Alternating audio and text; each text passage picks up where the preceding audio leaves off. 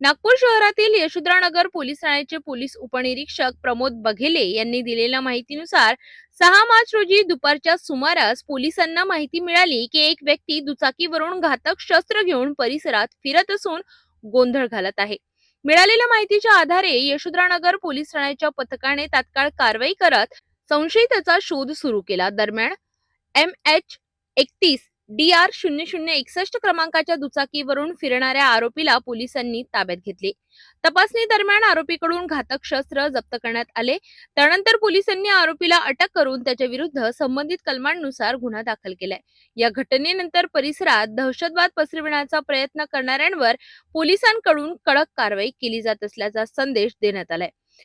सध्या या प्रकरणाचा तपास यशोधरानगर पोलीस करीत आहेत।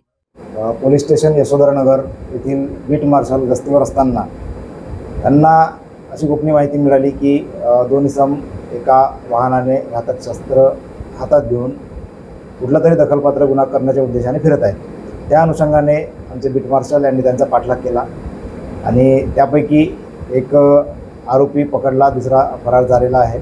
त्याला ताब्यात घेतलं। ताब्यात घेतल्यानंतर त्याच्या ताब्यातून एक घातक शस्त्र आणि त्याची मोटरसायकल ही जप्त करण्यात आलेली आहे।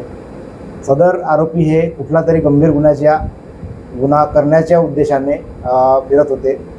त्यावेळी तातडीने कारवाई करून त्याला ताब्यात घेतले।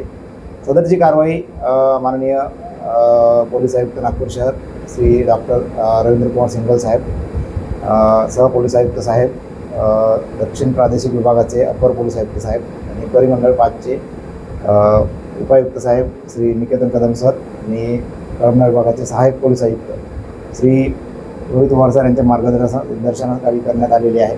सदर आरोपीला ताब्यात घेण्यात आलेला आहे। त्याच्याकडून एक घातक शस्त्र आणि त्याची मोटरसायकल असा एकूण 60,000चा मुद्देमाल हस्तगत करण्यात आलेला आहे। सध्या तपास सुरू आहे। पकडलेल्या आरोपीचे नाव मोहम्मद केप असीमुद्दीन अन्सारी, वय 20 वर्ष, राहणार वनदेवी नगर, पोलीस स्टेशन यशोधरानगर।